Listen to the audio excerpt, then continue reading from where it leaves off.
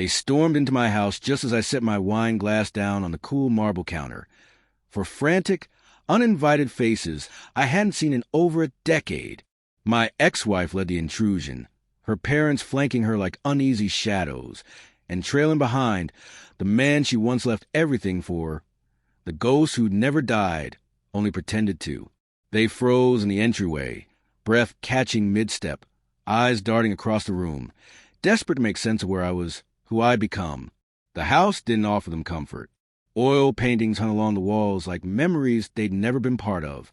A sweeping mahogany staircase curled upward like a secret I'd never tell. Every surface shimmered under the soft amber glow of evening, warm and quiet. But it was a photograph on the grand piano that silenced them. A woman, a child, neither hers, neither theirs. Me, a new life, one that didn't include them. A chapter they were never meant to read. She opened her mouth, but no words came. The years had not been gentle with her. Her eyes, one sharp with certainty and self-importance, looked dull now, unsure, flickering like they just realized the power they'd once wielded was long gone.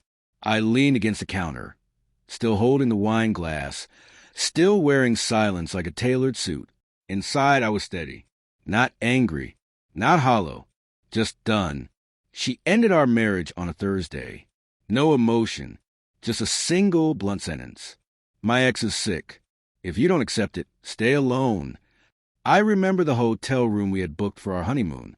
We never canceled the reservation, just ignored it, just like she ignored my calls.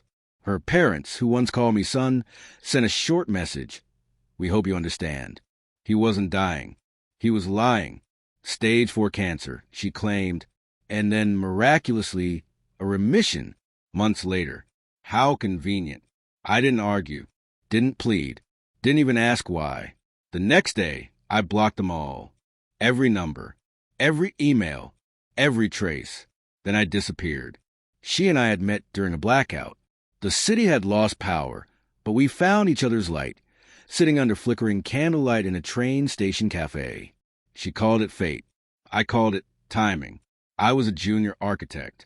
She was just starting law school. We built something from scraps, shared ramen rent, and dreams far too big for our budget. At night, she'd trace city maps on my back with her fingertips, whispering, asterisk, build me something we can grow old in, asterisk. I believed her. But people change when the past comes knocking. The signs were there, just quiet. Phones that were once unlocked now required codes. Laughter that once danced through our apartment fell flat. Her eyes stopped meeting mine. Or maybe they just started looking elsewhere. I didn't accuse. I listened. I watched. One night, I heard her whispering on the balcony. No, I haven't told him yet. She thought I was asleep. She didn't know I was already wide awake, metaphorically, too. The emails confirmed everything. He wrote, asterisk, thank you for choosing me again. You always said I was your first love. Asterisk. She replied, asterisk, it was always you. I just had to end things with him gently. Asterisk. There was no confrontation, no scene, no final blowout. I simply packed. Quietly. Disappeared without slamming the door. But I never forgot. I changed cities. Started over. And every time I laid a brick, my firm, my home, my art, I did it with that memory etched into the foundation. I didn't burn with revenge. I froze with purpose. Revenge isn't fire.